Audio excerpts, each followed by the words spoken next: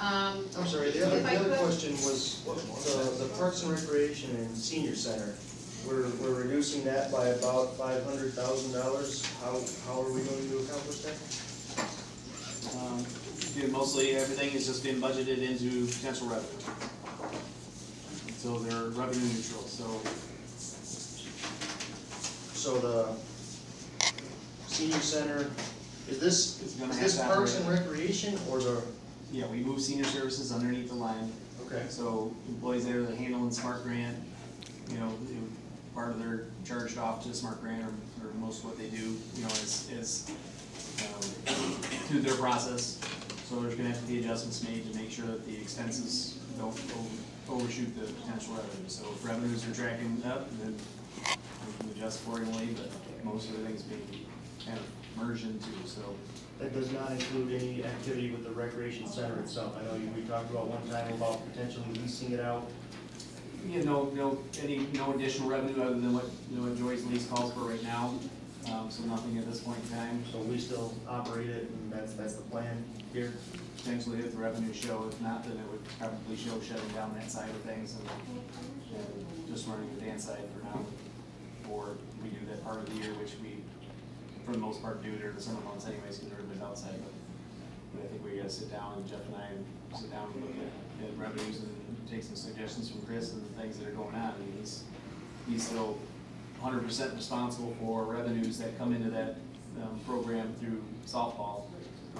Pretty much, but it offsets mainly his cost for the process. So if we're able to kind of do that, piggyback off some of those activities, which we've been trying to do. The Senior Center, took over daughter dance start to finish. So doing assistance from Amber with part of Jeff's staff and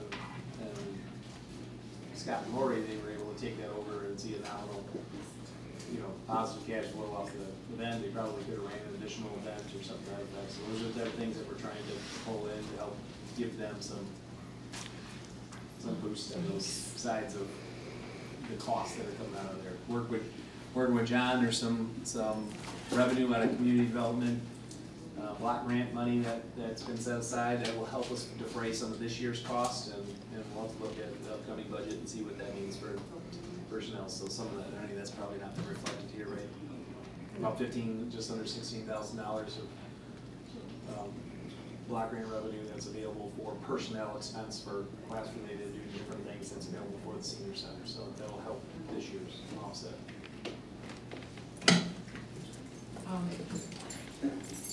Any word how it's going in the assessors with the review board? Yeah. Right there. Are we losing money? She's saying no a lot. What's going on?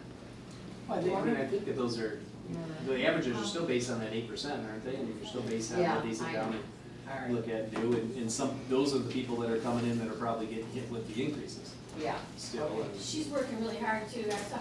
I came around with the corner and she was like, I'm so glad you're not another person. Like Craig Ryan waiting in line to go into. I saw him. He said, well, now that I'm not an employee, I can protest. He's gonna go protest. He didn't sell his house? He did. Or maybe he didn't, he still wants a reduction. Oh, okay. All right, so we're gonna, One thing, if I could, before tomorrow's meeting, I just want to say I've got many, many phone calls and communications regarding the tone of last meeting. And I want the council to work with me on this. We do have a procedures and rules that was adopted by the previous council. We need, I mean, it's still in effect, but we could adopt another one also. We do have a 3-minute rule. I don't want to allow anyone to come up and say anything derogatory about anyone. And I don't think we should allow that. This is a business meeting. And so I want you to know that I was deathly ill at that meeting and not myself. But I will tell you this, based on the phone calls I received and the emails I received, I really appreciate the council's support that we run this meeting like a professional meeting and that we never let that happen again. And I'm the chair, but I do need the support of the council. I don't feel that it reflects well on Taylor at all. So I do too. I felt a little And I felt a little bit, there was, threatened by the group and the way the group was being incited by other members and standing up and stomping their feet and, you know what I mean? I felt like kind of not safe. And, you know, is someone gonna shoot here in a minute that's how I felt. I mean, I know you're creeping your eyebrows, but that's how I felt. I felt scared. you weren't there. Are you doing that? No, she left. Oh, okay.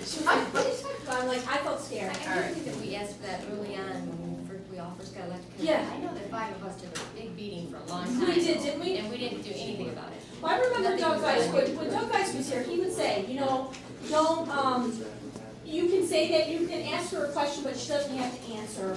Or, you know, we're not gonna have negative, you know, thank you for your comments, kind of shut it Well, down. here's my thing, and someone said this to me, that's not open night, Mike, or open mic night. It's a council meeting. The mic is there for people to come up and talk about real things that the council can act on. And other than that, I don't think it's not a political soapbox for any reason. And I don't want people coming up and saying something about you. I don't want people coming up and saying anything about anyone. I don't think it's allowed. Sue's comment, previous comment was right on. I thought the meeting was for example, representative sitting not well. But I'm hoping that y'all will remember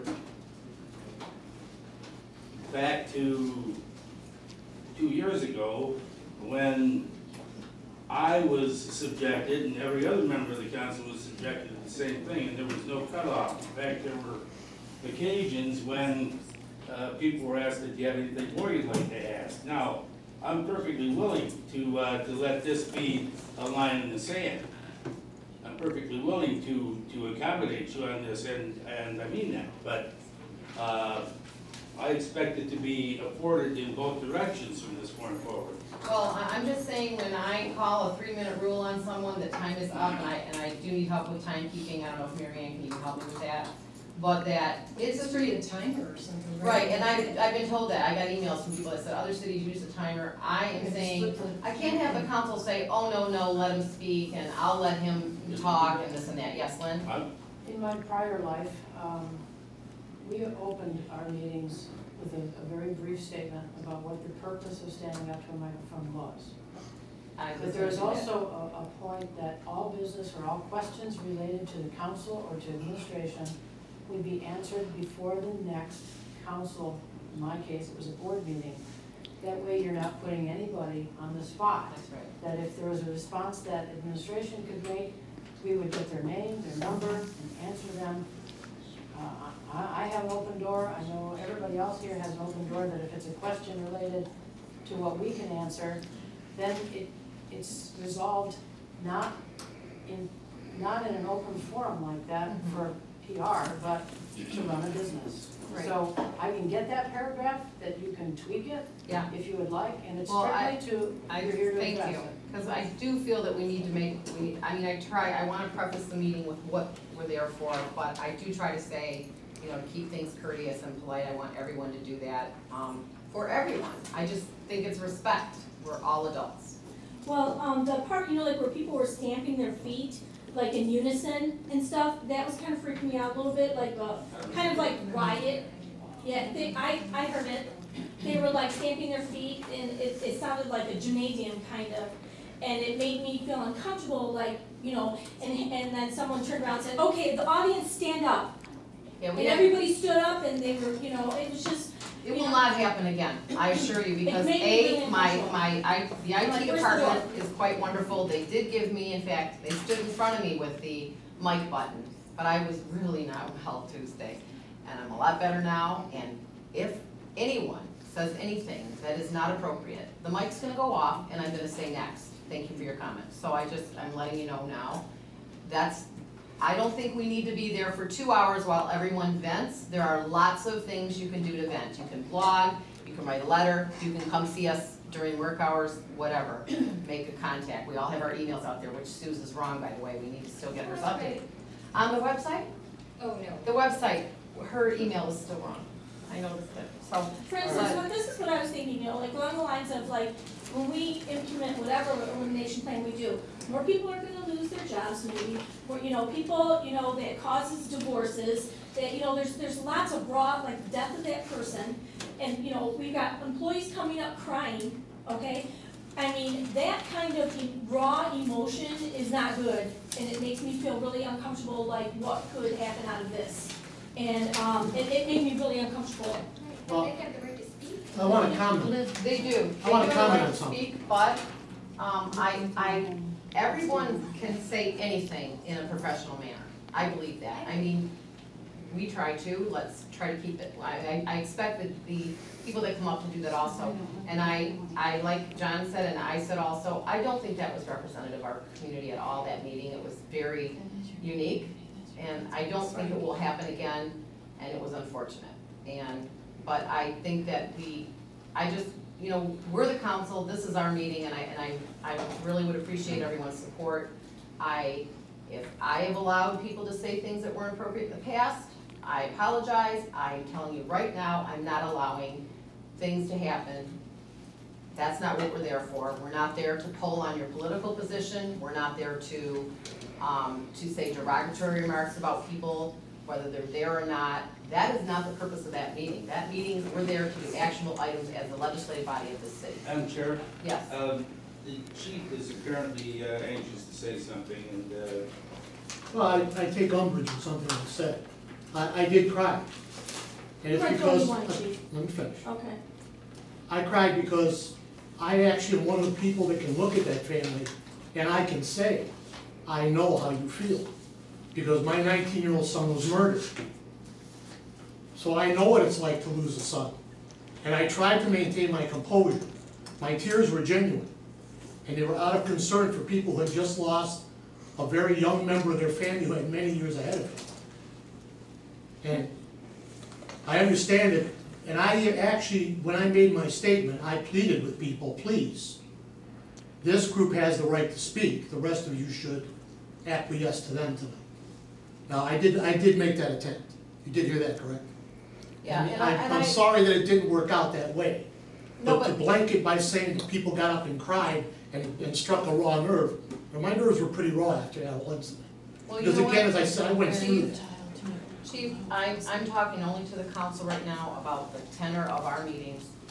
And I'm saying this as the chairperson. I had an emotional attachment to the boy that died. And I didn't share because I'm not in that capacity when I'm sitting in that chair. I've got to run that meeting. And so what I'm saying is we need to do the best we can to keep things in a professional manner. I agree with you completely, but I was on scene and comforted that man. Moments after his son was dead. Okay, thank you. And Chief, Oh, does anybody have talking anything, about other employees that were on, crying, other people were crying as well. on the towing from But I mean, to uh, keep it going Saturday like night. that, it's dangerous, it's dangerous. Okay, but if. well, it was area towing that took him away.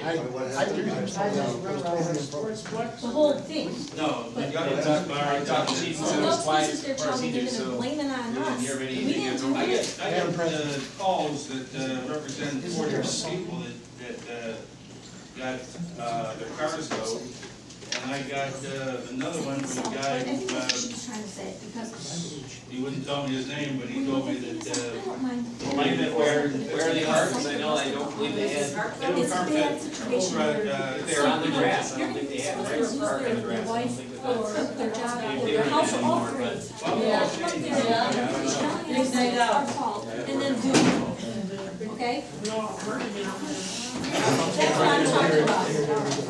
I mean, you see people all the time on TV, yeah. Exactly. So, I mean, I don't. Got it all.